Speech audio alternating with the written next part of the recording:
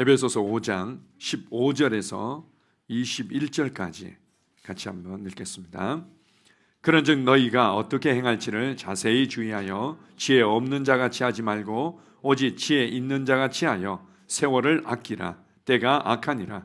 그러므로 어리석은 자가 되지 말고 오직 주의 뜻이 무엇인가 이해하라.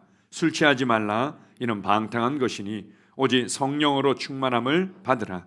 시와 찬송과 신령한 노래들로 서로 화답하며 너희의 마음으로 주께 노래하며 찬송하며 범사에 우리 주 예수 그리스도의 이름으로 항상 아버지 하나님께 감사하며 그리스도를 경외함으로 피차 복종하라. 아멘. 우리가 이제 자주 나누게 되는 말씀 중에 하나입니다. 우리 다시 한번 읽어보겠습니다. 그런즉 너희가 어떻게 행할지를 자세히 주의하여 지혜 없는 자같이 하지 말고 오직 지혜 있는 자같이 하여 세월을 아끼라. 때가 악하니라. 그러므로 어리석은 자가 되지 말고 오직 주의 뜻이 무엇인가 이해하라. 술 취하지 말라. 이는 방탕한 것이니 오직 성령으로 충만함을 받으라.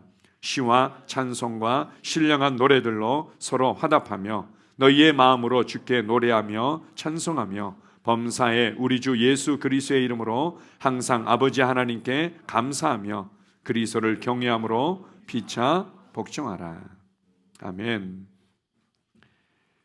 오늘 말씀의 배경이 되는 사도 바울이 살았던 시대를 악하다 이렇게 표현하고 있습니다. 악한 세대였고 그리고 방탕한 세대였다 이렇게 말합니다.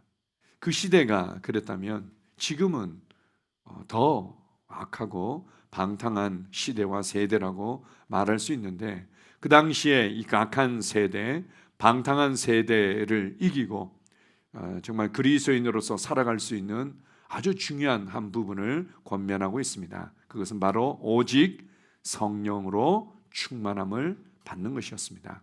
이 시대도 마찬가지죠.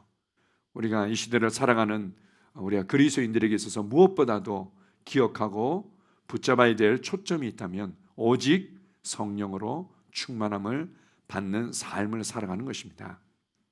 우리 페이퍼에 보게 되면 제가 그리스도인들의 세 부류에 관해서 간단하게 적어봤는데요.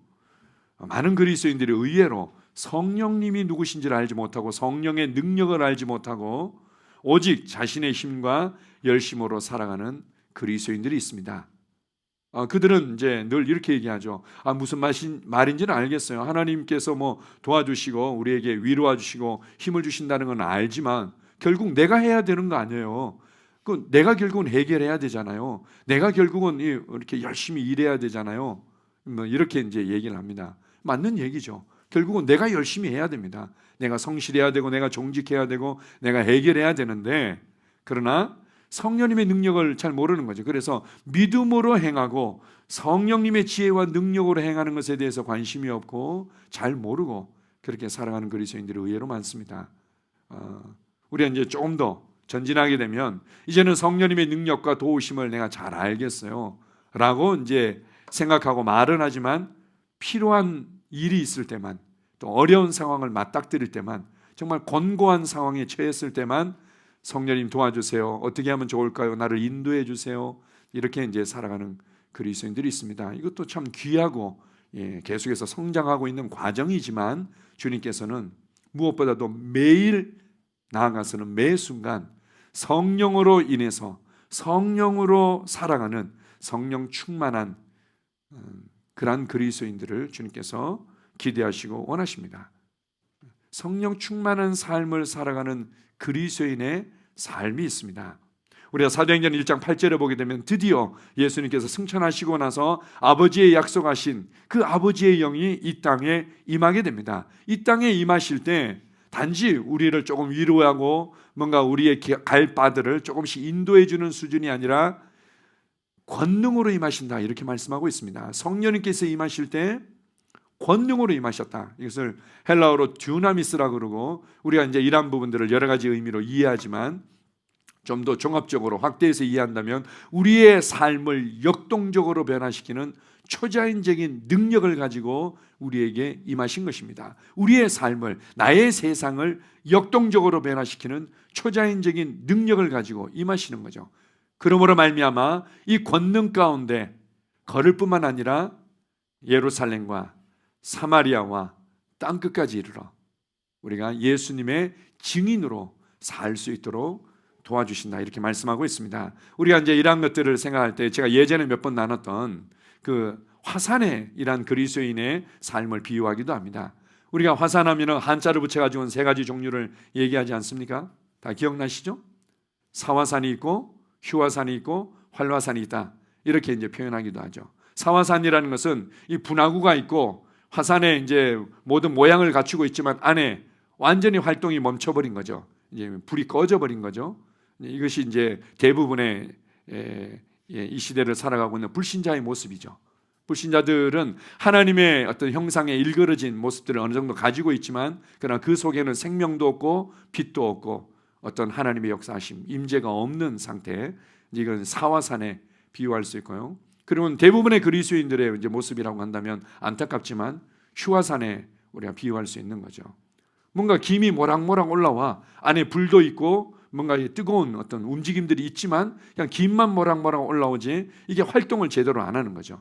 구원받고 난 이후에 우리 안에 생명이 들어왔고 하나님의 빛이 들어왔고 우리 안에 말씀의 능력이 있고 성령님의 능력이 있는데 이것이 마음껏 우리 삶을 변화시키도록 다른 사람에게 신성한 영향을 끼치도록 활동하지 않는 거죠. 그러니까 이제 은혜 받을 때, 뭐 찬양할 때, 기도할 때는 뭔가 김이 모락모락 올라오는 것 같죠. 아, 나 이제 알 것 같아요. 나도 이제 이렇게 살고 싶어요. 그런데 이제 그 순간에만 그렇게 멈추고 많은 경우들이 많습니다. 그러나 주님께서 기대하시는 그리스도인의 모습은 활화산이죠. 안에 있는 이 불과 빛과 말씀의 능력이, 성령의 능력이 활동해서 내 심령을 변화시키고 나의 가정을 변화시키고 나의 세상을 변화시키고 내가 만나는 사람들과 가정들을 변화시키는, 이렇게 우리가 이제 그 다큐멘터리나 이런 데 보게 되면은 우리가 화면으로 조그맣게 보니까 실감이 안 나지만 오히려 그 장엄한 것을 보고 싶어 해가지고는 어디 화산이 폭발한다 이러면은 거기에 관광 가는 사람들도 있다고 하더라고요. 한번 생각해 보십시오. 이 물도 아니고 불도 아닌 이 용암이 붉은 이 물덩어리가 막 위에 솟구쳐가지고는 주변을 그냥 초토화시키는 모습이, 와, 보기만 해도 장관이죠. 성령님께서 그것을 위해서 우리에게 오셨고 우리에게 하나님의 관점을 가지도록, 이제 내가 육신의 경험을 따라서 바라보고 판단하고 말했던 이 모든 것들을 바꿔주시기 위해서 우리에게 진리를 가르쳐 주시고 진리를 깨닫기 위해서 오시고 또한 우리의 속사람을 강건하고 견고하도록 하기 위해서 오셨고, 그리고는 우리가 이제는 이 말씀을 믿는 믿음 가운데 담대하게 행하면서 실제로 나의 기업들을 차지하고 나의 세상을 정복하고 다스리도록 성령님께서 오셨습니다. 자, 오늘 본문 말씀으로 돌아와서 어떻게 주님께서 우리 가운데 성령 충만한 삶을 살아가도록 격려하고 말씀하시는지를 조금 더 보겠습니다. 자, 15절에서 17절 말씀을 다시 한번 읽어보겠습니다. 그런즉 너희는 어떻게 행할지를 자세히 주의하여 지혜 없는 자같이 하지 말고 오직 지혜 있는 자같이 하여 세월을 아끼라. 때가 악하니라. 그러므로 어리석은 자가 되지 말고 오직 주의 뜻이 무엇인가 이해하라. 두 부류의 사람을 언급하고 있습니다. 지혜 있는 자가 있고 지혜 없는 자가 있다. 지혜 있는 자는 어떤 자인가 하면 세월을 아끼는 자죠. 저도 세월을 아끼기 위해서 열심히 일어나고 아침 일찍 일어나서 새벽형 인간으로 열심히 살고 밤늦게 잠들고 그렇게 해서 제 자신을 개발하고 있습니다. 그러나 우리가 보이는 것만을 위해서 열심을 낼 때 결국은 나이가 들어가고 나아가서는 우리가 주님 앞에 섰을 때 내가 썩어지고 사라질 것을 위해서 이렇게 내 인생을 허비했던가라고 세월을 아끼는 것이 무엇인지, 세월을 허비하는 것이 무엇인지를 발견하게 될 겁니다. 오늘 이 말씀에서 지혜 있는 자는 세월을 아끼는 자인데 그 자는 주님의 뜻을 아는 자다. 주님의 뜻을 바로 아는 자만이 세월을 아낄 수 있는 거죠.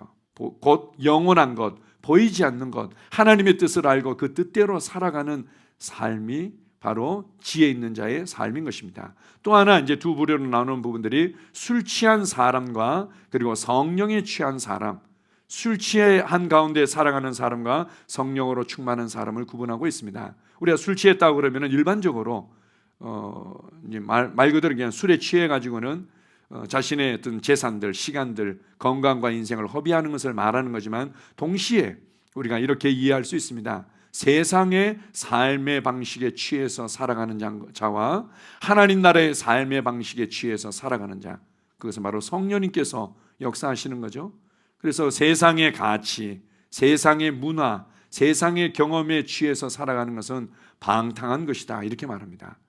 그렇게 살아가는 삶이 있고, 그리고는 오직 성령으로 충만함을 받고 충만한 가운데 살아가는 삶이 있다. 이것이 하나님의 구체적인 뜻 가운데 아주 중요한 부분이 있다면 바로 모든 그리스도인들이 이렇게 성령으로 말미암아 충만함 가운데 살아가기를 원하십니다. 우리가 이제 성령의 충만함 가운데 살아가면 어떤 삶이 나타나는지, 반대로 우리가 어떻게 할 때 항상 매일 성령의 충만함 가운데 걸을 수 있는지 말씀에서 잘 보여주고 있습니다. 에베소서 5장 19절에서 21절도 같이 한번 읽어보겠습니다. 시와 찬송과 신령한 노래들로 서로 화답하며 너희의 마음으로 주께 노래하며 찬송하며 범사의 우리 주 예수 그리스도의 이름으로 항상 아버지 하나님께 감사하며 그리스도를 경외함으로 피차 복종하라. 아주 중요한 말씀인데요. 오직 성령으로 충만함을 받으라 하고 그 이어서 계속 시와 찬송과 노래와 또 주님께 노래하고 찬송하고 범사에 감사하고 항상 감사하고 주님을 경외함으로 피차 복종하라. 성령으로 충만하면 바로 이렇게 노래하는 삶, 찬송하는 삶, 감사하는 삶, 존중하는 삶이 따라오게 되어 있는 것입니다. 반대로 우리가 이렇게 이해할 수 있는 거죠. 우리가 감사하고 찬송하고 노래하고 기뻐하고 또 우리가 존중하게 되면 동시에 성령으로 충만함을 받게 되어 있습니다. 자, 보십시오. 우리가 이제 성령 충만하다는 것들을 우리가 쉽게 어떤 수치로 이제 말할 수는 없는 거지만, 대체로 우리가 성령 충만함을 자꾸 소멸하게 되면 나타나는 아주 분명한 모습들이 많이 있습니다. 그 중에 대표적인 게 생각이 복잡해지죠. 성령의 충만함이 소멸되어지면 생각이 복잡해지고 입이 닫히게 되어 있습니다. 반대로 우리가 성령으로 충만하게 되면 생각이 단순해지죠. 하나님의 말씀에 대해서 예면 예, 아니오면 아니오, 그리고 아멘, 단순하게 있는 그대로 받아들이게 되고 입이 열리게 되어 있습니다. 성령 충만하면은 술 취한 것과 사실은 비슷한 모습이 나타나죠. 술에 취하게 되면 어떻게 됩니까? 소심한 사람도 말이 많아지고, 술에 취하게 되면 그리고 늘 이렇게 어두웠던 사람도 노래하며 기뻐하며 흥겨워하게 되죠. 마찬가지로 성령으로 충만하게 되면 생각이 단순해지고 말이 분명해지고 노래하게 되어 있습니다. 감사하게 되어 있고 찬양하게 되어 있고. 감사하죠? 한번 보십시오.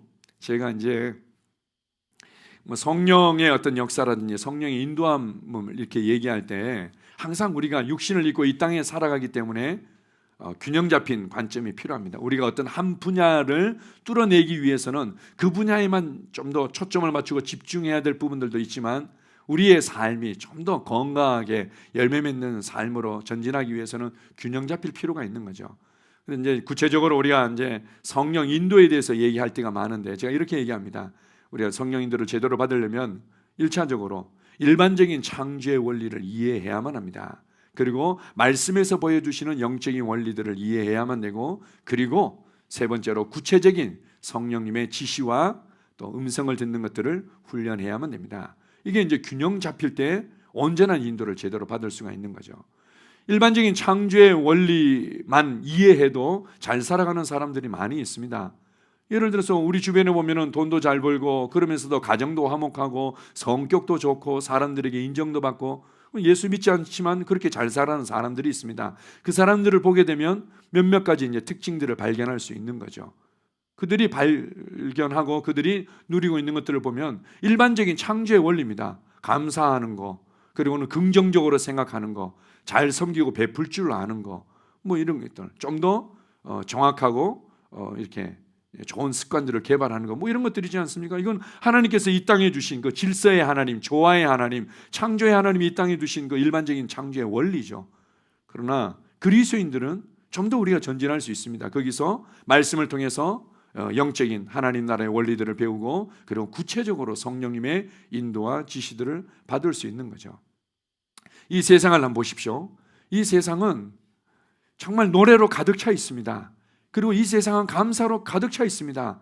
그리스도인들이 이런 일반적인 창조의 원리만 우리가 좀 더 이해하고 그것만 보더라도 이 감사로 찬양으로 우리가 넘칠 수 있죠. 시편에 보면은 그런 다윗의 고백으로 가득 차 있지 않습니까? 그가 광야에서 구름을 보며 해를 보며 달을 보며 새를 보며 식물들을 보면서 그 창조의 원리로 감격해하는 모습들이 많이 나오는데요. 세상은 노래로 가득 차 있죠. 새들이, 식물들이, 그리고는 이 바람이, 시냇물들이 그들이 감사를 노래하면서 하나님께 찬양하고 있습니다. 우리가 성령으로 충만하게 되면 노래가 많아지게 되어 있죠. 나이가 들면 노래를 많이 한다고 이제는 무엇을 할까 뭐 이렇게 나이가 들면은 노래를 하게 된다, 그게 나이 든 증거라고 뭐 그렇게 얘기하기도 하는데, 성령 충만하면 노래하는 것을 좋아하게 되어 있습니다. 어떤 노래요? 주님께 감사하고 찬양하는 노래, 주님께 노래하는 거죠. 그리고 항상 감사가 나오게 되어 있습니다. 우리의 삶이 그냥 감사로 충만해지게 되어 있는 거죠. 그리고 존중하는 것이 점점 더 전진하게 되어 있습니다.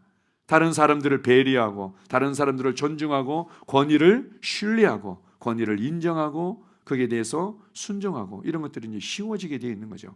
그리고 반대로 또한 그렇게 함으로 말미암아 또 성령으로 충만함을 받게 되어 있습니다. 아주 재미있는 말씀이 있는데요. 마태복음 25장 29절에는 이런 말씀이 있습니다. 무릇 있는 자는 받아 풍족하게 되고 없는 자는 그 있는 것까지 빼앗기리라. 아주 영적인 원리 중에 하나인데요.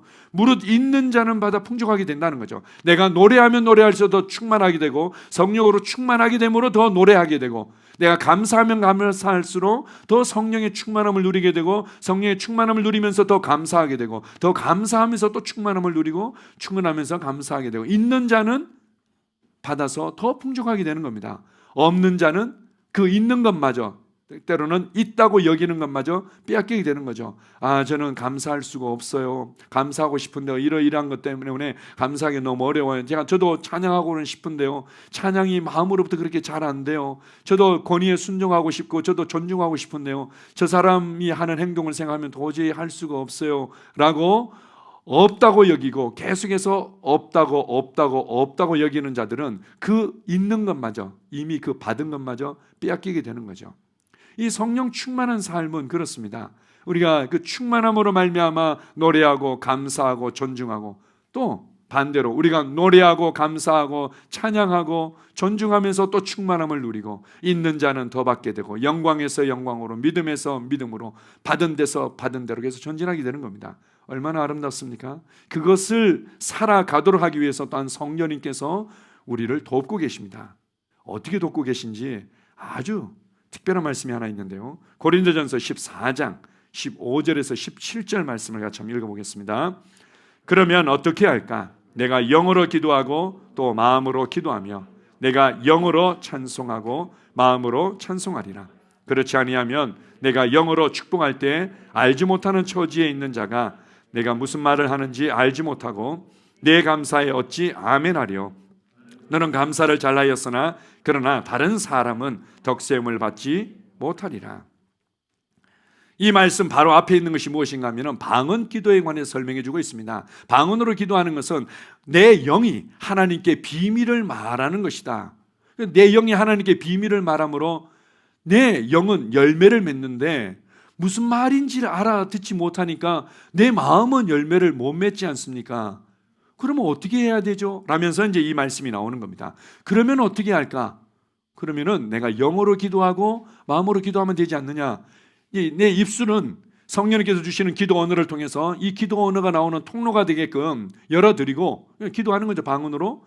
그리고 내 마음은 여전히 감동을 따라서 제목으로 기도하는 겁니다.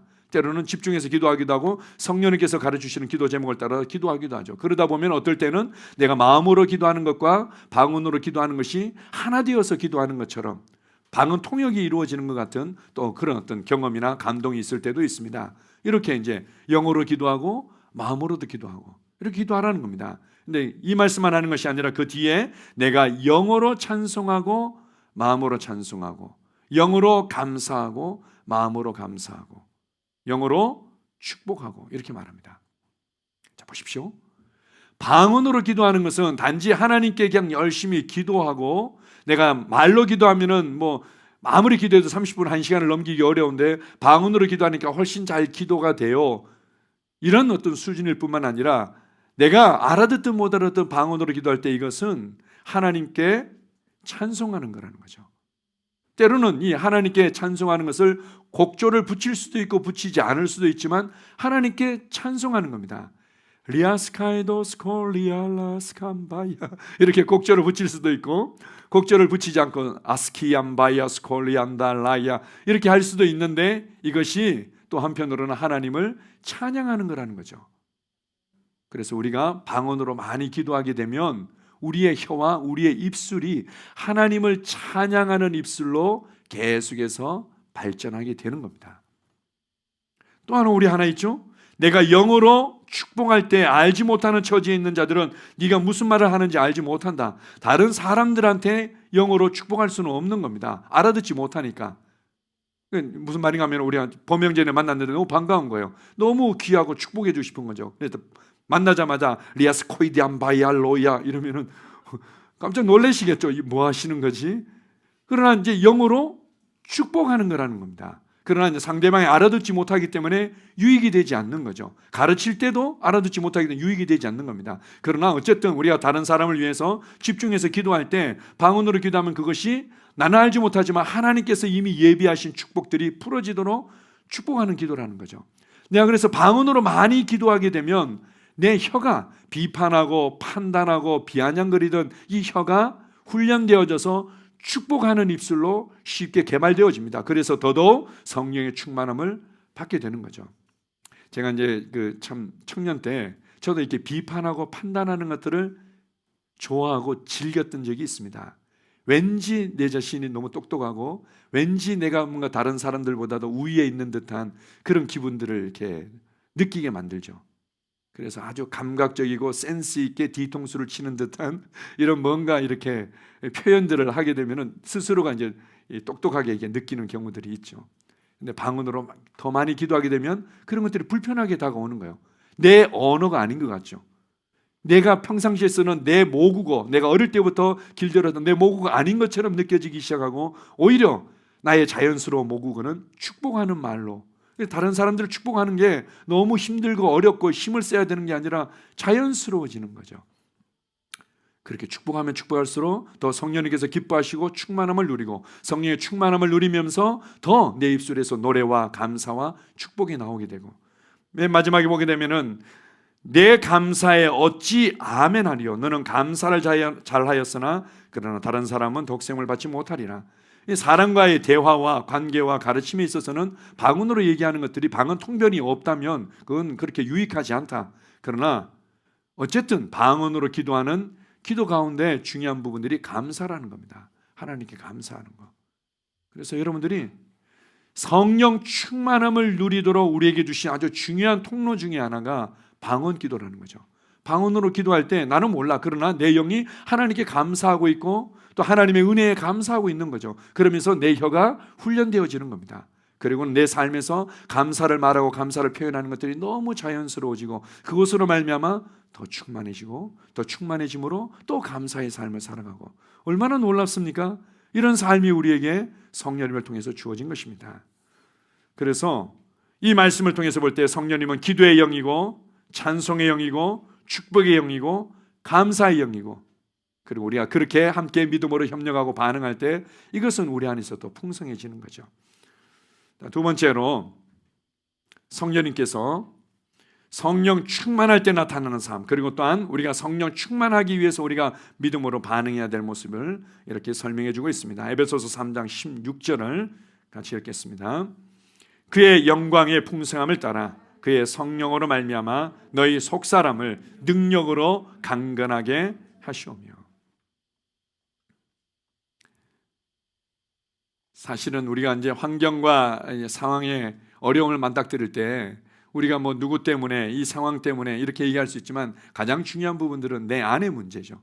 속사람이 강건할 때, 속사람이 강건할 때 다른 것들은 문제가 되지 않습니다. 성령님께서 오셔서 제일 우리 가운데 집중하는 것은 하나님께서 은혜로 주신 것들을 알도록 좀 더 전진해서 이해하자면 구원받은 내가 누구이고 무엇을 받았고 무엇을 할 수 있는지, 그리고 내가 주님과 어떻게 동역하며 살아갈 수 있는지, 그런 것들을 알도록 도와주신과 함께 내가 그렇게 안 부분들이 그대로 사라지도록 주님께서 우리의 속사람을 강건하게 하시죠. 어떻게 해요? 성령의 능력으로 속사람을 강건하게 하는 겁니다. 우리는 항상 기도할 때 먼저 밖에 있는 문제들을 해결해 주는 것에 관심이 많지만 성령님의 관심은 우리의 속사람이 강건해지는 건데, 우리의 속사람이 어떻게 강건해지는 겁니까? 세상에 있는 사람들도 속사람을 강건하기 위해서 애를 쓰죠. 나는 할 수 있다, 하면 된다, 해보자, 나는 할 수 있어, 나는 할 수 있어, 나는 대단한 사람이야, 이번에 내가 반드시 하고 말 거야, 이렇게 해가지고 스스로 의지를 강화시키기도 합니다. 그러나 거기까지죠. 주님께서 뭐라고 얘기합니까? 성령의 능력으로 나의 의지와 나의 어떤 그 자연적인 어떤 그런 것들을 개발해서가 아니라 성령의 능력으로 우리의 속사람이 강해지는 겁니다. 보면 강하게 하다, 용기를 가지다, 강건하다는 것은 용기를 가지도록 하는 거죠. 어떤 상황에서든 담대하게 대면하고 그 상황을 뚫고 나가도록 하는 겁니다. 대표적으로 우리 예수님을 통해서 아주 재미있는 말씀이 하나 있는데요. 누가복음 4장 28절에 30절 말씀 같이 한번 읽어보겠습니다. 회당에 있는 자들이 이것을 듣고 다 크게 화가 나서 일어나 동네 밖으로 쫓아내어 그 동네가 건설된 산 낭떠러지까지 끌고 가서 밀쳐 떨어뜨리고자 하되 예수께서 그들 가운데로 지나서 가시니라. 자, 이 말씀의 이제 배경은 예수님께서 성령의 충만함을 받으시고 성령의 권능 가운데 사역을 시작하셨습니다. 그리고 이사야서에 나오는 그 유명한 말씀을 선포하시죠. 주의 성령이 내게 임하셨으니 이는 나로 복음을 전파하도록 하기 위함이고 가난한 자를, 포로된 자를, 그리고 묶인 자들을 자유케 하기 위함이다 라고는 나사렛 동네에서 예수님께서 담대히 선포하시니까 사람들이 놀란 거예요. 우와, 저 목수의 아들 예수 아니야? 언제 저렇게 똑똑해졌지? 우와, 그 야고보 형 아니야? 어떻게 저렇게 바뀌었어? 사람들이 육신적으로 예수님을 판단하면서 성령님의 역사와 이 말씀의 계시들을 받아들이기를 어려워했죠. 그래서 예수님께서 그들의 강팍함을 책망하시면서 이렇게 말씀하십니다. 이스라엘 땅에 그렇게 큰 가뭄이 있었는데 그 가뭄의 때에 혜택을 받을 수 있는 사람이 없었고 사렙다, 가부 한 사람만이 그 가뭄의 때에 하나님의 기적을 경험했다. 이스라엘 땅에도 이 문둥병자, 나병으로 고통받는 사람이 많이 있었지만 이방 장군, 이방 사람 나아만만이 그 하나님의 기적을 경험했다. 이러면서 이제 그들의 강팍함을 책망하시죠. 그랬더니 화가 난 겁니다. 화가 나가지고는 예수님을 막 이렇게 막 몰아간 거죠. 낭떠러지까지 몰아가가지고는 이제 밀어뜨리려고 살기가 등등했죠. 네가 누군데 우리한테 이런 식으로 판단하고 책망하냐고, 어린 것이, 뭐 이러면서 예수님께서 뭐라고 얘기하십니까? 그들 가운데로 지나서 가시니라.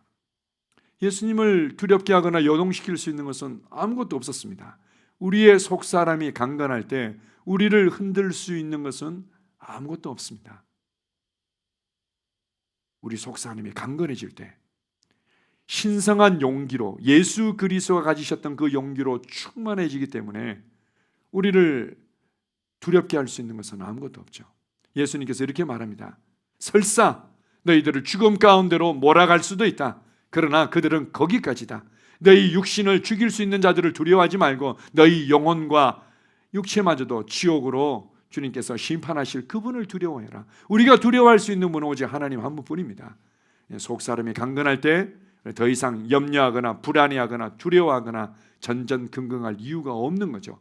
그러한 삶을 살도록 하기 위해서 성령님께서 오셨고 성령님께서 충만함을 받으라고 권면하고 계십니다. 마가복음 4장 39절도 마찬가지입니다. 마가복음 4장 39절에 보게 되면 폭풍우가 치고 바람이 거세게 불고 이런 갈릴리 호수에서 그때 예수님께서 주무시고 계시죠. 제자들이 깨웠을 때 예수님께서 그냥 큰 소리로 바람아 잠잠하라, 폭풍아 잠잠하라. 예수님에게 있어서 바깥에서 어떻게 요동이 치는 것은 별로 문제가 되지 않았습니다. 베드로도 마찬가지였죠. 베드로를 죽이겠다고 난리를 치고 내일 너 그냥 죽일 거야 이렇게 하면은 내 인생은 여기서 끝나는구나 라면서 그냥 밤을 뜬 눈으로 새지 않았습니다. 베드로는 아주 쿨쿨 잤죠. 천사가 나타나가지고는 옆구리를 칠 만큼 아주 쿨쿨 잤습니다. 그가 누렸던 그 평강과 초자연적인 그런 어떤 그 고요함 놀랍죠. 속사람이 강건할 때 우리를 만질 수 있는 것은 없습니다. 지금 뭐 코로나 때문에 또 뭐 세계 전체적인 경제 때문에 우리가 육신적인 어떤 관점에서 우리가 이해해야 될 부분은 이해하고 알아야 될 부분은 알아야 되지만, 그러나 여전히 이 세상은 하나님의 손에 있습니다. 여전히 이 세상은 하나님의 공급과 축복으로 넘치고 있습니다. 그리고 우리는 그분의 자녀로서 그 아버지와 함께 가족으로 살아가고 있습니다. 우리를 만질 수 있는 것은 없죠. 자, 고린도전서 14장 4절을 같이 읽습니다. 방언을 말하는 자는 자기의 덕을 세우고 예언하는 자는 교회의 덕을 세우나니, 성령님께서 이렇게 담대하고 요동하지 않는 삶을 살도록 하기 위해서 우리에게 주신 아주 중요한 은사가 있는데 방언으로 기도하는 겁니다. 방언으로 기도하면 건축이 일어난다. 자기 안에 건축이 일어난다. 진리에 대한 건축이 일어나는 거죠. 말씀에 대한 이해가 분명해지니까 자유로운 거예요. 하나님께서 이렇게 우리를 사랑하셨다고, 하나님이 나를 이런 사람으로 만드셨다고, 하나님이 내게 이런 능력과 권세를 주셨다고, 내가 예수의 이름으로 이렇게 선포할 때 이런 변화들이 나타난다고, 이런 진리에 대한 계시들이 일어나면서 진리로 건축되어지죠. 그리고 예수 그리스도의 성품이 내 안에 건축되어집니다. 지혜롭고 온유하고 겸손하고 섬세하고 긍휼히 여기고 담대하고, 이런 예수 그리스도의 성품이 내 안에 건축되어지는 거죠. 뭐 할 때요? 방언으로 기도할 때 하나님께 비밀을 말하고 하나님께서 들으실 수 있는 그 비밀한 기도 언어를 들으시고 응답하시음으로 말미암아 정말 내가 내 언어로 부분적으로 기도할 수밖에 없었던 부분에 있어서 아주 균형 잡히고 깊이 있고 넘치도록 하나님께서 비밀한 기도 언어를 들으시고 우리에게 응답하셔서 건축이 일어난다는 거예요. 내가 왜 두려워했는지, 내가 왜 열등감을 느꼈는지, 왜 내가 정죄감을 느꼈는지 나는 잘 모르지만 주님은 알고 계시죠. 그것을 제거하시면서 내 안에 담대해지도록, 그리고 내가 항상 돔의 문제만 딱 맞닥뜨리면 막 혈기가 일어나거나 막 불안해지고 조급해지고 이렇게 된단 말이에요. 내가 어떤 사람과 뭔가 의견만 충돌이 일어나면 막 화가 일어나고는 막 조급해지고, 그리고는 이걸 어떻게 감당할 수가 없고, 뭐 어느 정도 내가 부모님 때문에 그래요, 내가 자라온 환경 때문에 그래요, 어느 정도 이해하는 부분이 있지만 이것을 어떻게 해결해야 될지 나는 알지 못하지만 하나님은 어디가 해결할 수 있는 그 지점인지 너무나 잘 알고 계시죠. 방언으로 기도할 때 그런 부분에 건축이 일어납니다. 건축이 일어나죠. 그래서 사람과의 관계에 부딪힘이 있더라도 담대한 거죠. 그리고 이것을 어떻게 해결해야 될지 너무 잘 보이는 겁니다. 재정이나 어떤 뭐 건강이나 자녀들에게 어떤 문제가 닥쳤을 때 불안해하고 요동하는 것이 아니라 어떻게 해야 될지 그냥 보이는 거죠. 성령님께서 우리 안에서 이렇게 속사람을 강건하게 하고 충만한 가운데 걷도록 일하고 계십니다. 방언으로 기도할 때 그런 삶을 살아갈 수 있습니다. 하나만 더 보겠습니다. 로마서 8장 12절에서 13절 말씀입니다. 자, 같이 읽습니다. 그러므로 형제들아, 우리가 빚진 자로 돼 육신에게 져서 육신대로 살 것이 아니니라. 너희가 육신대로 살면 반드시 죽을 것이로되 영으로서 몸의 행실을 죽이면 살리니. 육신에게 져서 육신대로 사는 그리스도인들이 있고 영으로서 몸의 행실을 죽이며 살아가는 그리스도인이 있다, 이렇게 설명하고 있습니다. 육신대로 산다는 것은 우리가 뭐 술 마시고 뭐 마약하고 도둑질하고 뭐 이런 어떤 방탕한 것만 얘기를 하는 것이 아니라 오직 감각에 의해서만, 세상의 정보에 의해서만, 경험에 의해서만 주도당하며 살아가는 거죠. 누가 그렇대, 내가 이렇게 느껴져, 그리고 내가 이런 경험을 했는데 이번에도 그렇게 될 거야, 이런 것들이 다 육신에 의해서 주도당하는 삶, 육신의 지배를 받는 삶이죠. 그게 아니라 성령으로 충만할 때 성령님께서 내 육체와 나의 삶을 지배하는 삶을 살아가게 됩니다. 그럼 육신의 어떤 지배로부터 우리가 자유로워지는 거죠. 예수님께서 성령의 충만함을 받고 난 이후에 성령의 이끌리심을 따라서 광야에 가서 40일 동안 금식을 하십니다. 그러고 나서 원수 마귀가 그를 유혹하죠. 이 돌들로 떡덩이가 되게 해라. 너 배고파 죽겠지? 이거 네가 이 돌을 빵으로 만들면은 배부름에 얻게 되고 네가 하나님의 아들임을 내가 인정해 줄게. 이렇게 말할 때 예수님께서 하나님의 말씀으로 그를 대적하고 거절하죠. 예수님께서는 오병이어의 기적을 통해서 예수님께서 얼마든지 기적을 일으킬 수 있다는 것을 보여주셨습니다. 돌을 빵으로 얼마든지 만드실 수 있죠. 그러나 나의 육신의 요구 때문에, 그리고 원수 마귀의 유혹과 말 때문에 그분은 움직이지 않았습니다. 나는 오직 하나님의 뜻에 의해서만, 하나님의 말씀에 의해서만, 하나님의 부르심에 의해서만 움직이는 자야.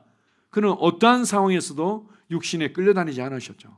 성령으로 충만할 때 우리는 육신의 그런 많은 요구들을 이길 수 있습니다. 때로는 육신의 그런 어떤 잘못된 습관과 요구들이 많이 있죠. 술이나 담배나 또 이제 마약 종류라든지, 아니면 뭐 게임 중독이라든지, 뭐 어떤 성적인 부분의 어떤 중독이라든지, 뭐 이런 부분들이 얼마든지 있을 수 있죠.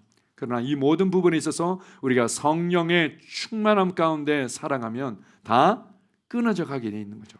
다 죽은 가지들이 끊어져 나가는 겁니다. 이게 아주 질기게 남아가지고 잡초처럼, 잡초가 비 오고 나면 확 자라죠. 그러면 제 어릴 때 놀기만 하지 말고 마당에 가서 잡초 좀 뽑아라. 제 어릴 때 이제 부모님이 가끔 이제 시키면은 잡초를 뽑습니다. 그러면은 혼나죠. 혼나고 또 제 어머니가 와가지고 또 일을 해요. 왜냐하면은 잡초를 뿌리부터 뽑을 줄을 몰라가지고 뜯으니까 또 좀 있으면 또 자라고, 또 뜯으면 또 조금 지나면 또 자라고, 이런 거죠. 잡초는 그렇게 하는 게 아니야. 뿌리를 캐내야지. 마찬가지로 우리가 성령의 충만한 가운데 걷게 되면 단지 그냥 뜯어가지고는 또 자라고 또 자라고 또 생기고 또 생기고, 작심삼일이에요. 작심삼일인데 이걸 어떻게 해야 돼요? 성령의 능력으로 과연 될 수 있을까요? 이렇게 이제 사람들이 물을 때가 있습니다. 아니요. 우리가 지속할 때 뿌리가 뽑히게 되어 있습니다. 죽은 가지들이 완전히 제거되게 되어 있는 거죠. 어떻게 할 때요? 결단하는 겁니다. 나는 더 이상 육신의 지배를 받는 삶을 살 필요가 없어 라고 결단하고, 그리고는 나는 이렇게 살고 싶어요, 난 이렇게 살 거예요 라고 방향을 딱 정하고, 그리고는 집중해서 기도하는 겁니다. 집중해서 선포하고 집중해서 방언으로 기도하면 이 죽은 가지들이 끊어져 나가게 되어 있습니다. 때로는 우리가 이제 조금 기도하고 또 이제 또 조금 기도하고 조금 또 쉬었다가 또 조금 기도하고, 안 하는 것보다는 좋지만 바로 결단하고 난 더 이상 이렇게 살지 않을 거야. 이 부분에 있어서 나는 반드시 돌파할 거야. 그리고 나는 앞으로 이렇게 살아갈 거야 라고 결단하고 방향을 정하고 집중해서 기도하는 겁니다. 그럴 때 영으로서 몸의 행실을 죽이게 되어 있습니다. 제가 이제 그 성령을 받고 성령 충만한 가운데 방언으로 말하도록 이제 도와주다 보면 재미있는 일들이 많이 있습니다. 그 중에 방언으로 잘 기도하지 못하는 사람들의 몇 가지 중요한 그 막혀 있는 걸림돌들이 있는데, 그 중에 한 가지가 무엇인가 하면 바로 제가 아직도 술도 못 끊었는데요, 담배도 못 끊었는데요, 제가 이렇게 뭐 이런 일에 아직도 제가 제 자신을 볼 때는 부족함이 있는데요, 이거 해결하고 나면 내가 충만을 받고 방언으로 말할 수 있을 것 같은데요. 이렇게 접근하는 사람들이 굉장히 많습니다. 제가 한번 이제 도와드렸던 분도 그냥 나가서 도와드리는데 입을 쿡 다물고 그냥 계속 있는 거예요. 그러길래 제가 이제 어떤 어려움이 있습니까? 이러니까 예, 뭐 이렇게 하고는 얘기를 안 하는 거죠. 근데 주님께서 순간적으로 이 말씀을 제게 감동을 주시더라고요. 영으로서 몸의 행실을 죽이면 살리니, 이 말씀을 감동을 주셔서 제가 이렇게 설명을 드렸습니다. 보십시오. 우리가 몸의 행실을 다 버리고 죽였기 때문에 성령의 충만함을 주시는 것이 아닙니다. 영으로서 몸의 행실을 죽이도록 하기 위해서 성령님께서 내 영에 충만히 역사하시는 겁니다. 내가 몸의 행실을 다 죽였다면 성령님의 역사를 받을 필요가 없죠. 뭐 이미 다 죽였는데. 그러나 영으로서 몸의 행실을 죽이도록 하기 위해서 성령님께서 내 영에 오신 것이고 역사하시는 겁니다. 이해가 되십니까? 그러니까 그분이 얼굴이 색깔이 달라지시더라고요. 알겠다고. 그리고는 믿음으로 반응하면서 유창하게 방언으로 기도를 하시더라고요. 나중에 알고 봤더니, 제가 지난번에 한번 말씀드렸죠. 이게 실제로 있었던, 제가 배경을 충분히 설명을 안 드렸는데요, 은행 부지점장님이시더라고요.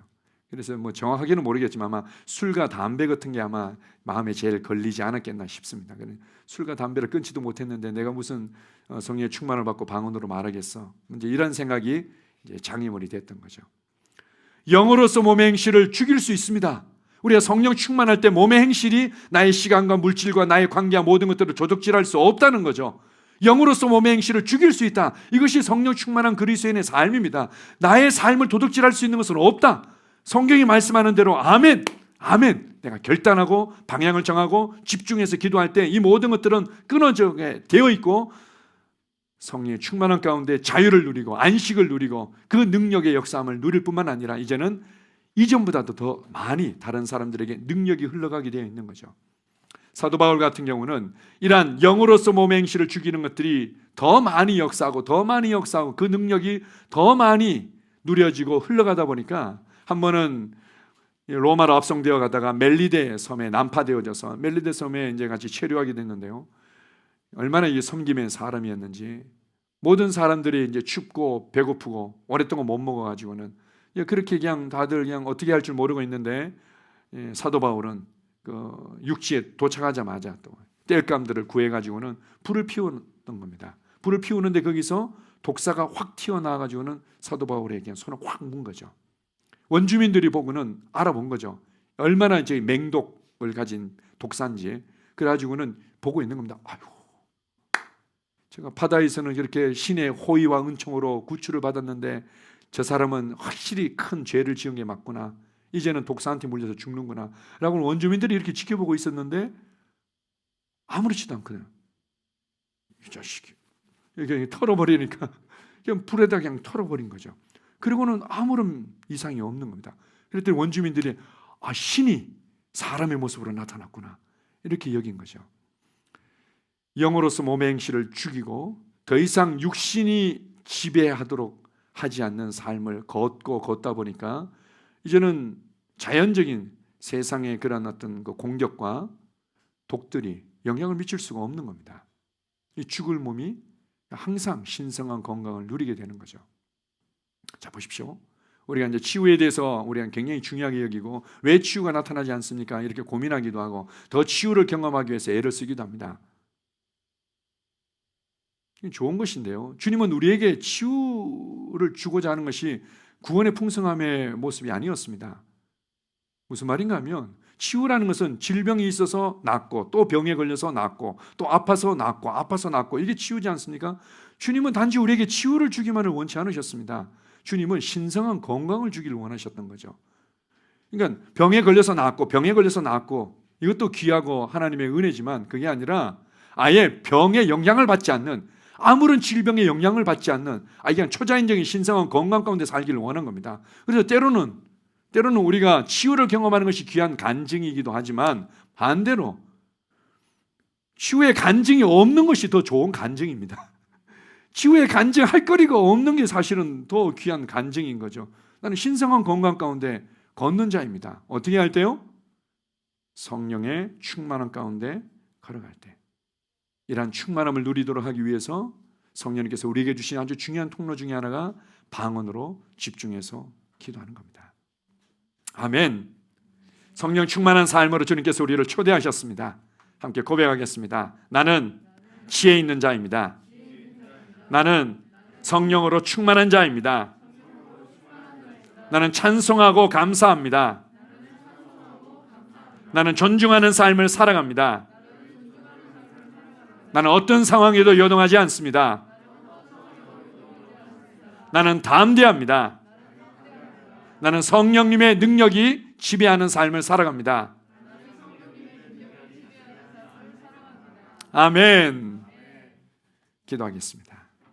아버지 하나님, 사도 바울이 당시를 살아가면서 경험했던 악한 세대, 방탕한 세대 가운데 주님이 주신 아주 중요한 그리스도인들의 삶의 방식이 있다면 그것은 오직 성령의 충만함을 받고 그 성령 충만한 삶을 살아가는 것이었습니다. 그것만이 세월을 허비하지 아니하고 지혜롭게 인생을 경영하는 삶의 방식입니다. 우리에게 성령으로 충만하도록 하기 위해서 성령님께서 어떻게 우리를 돕고 계시며 또 말씀으로 우리를 이끌어가고 계신지 보게 하심을 감사합니다. 찬송하고 감사하고 존중하며 권위를 신뢰하고, 단 우리가 상황에 요동하지 않도록 하기 위해 우리 속사람을 능력으로 강건하게 역사하시는 주님 감사합니다. 성령님께서 이제는 몸의 행실들을 죽이고 더 이상 육신의 지배에 의해서 끌려다니는 삶이 아니라 성령의 지배를 받는 삶으로 우리를 이끌어가고 계심을 감사합니다. 그렇습니다. 주님, 나는 성령 충만함 가운데 성령님의 능력으로 나의 삶을 변화시킬 뿐만 아니라 나를 통해서 그 능력이 마음껏 흘러가서 땅끝까지 이르러 주님의 제자로, 주님의 증인으로 살아가기를 갈망합니다. 성령님의 은혜를 감사합니다.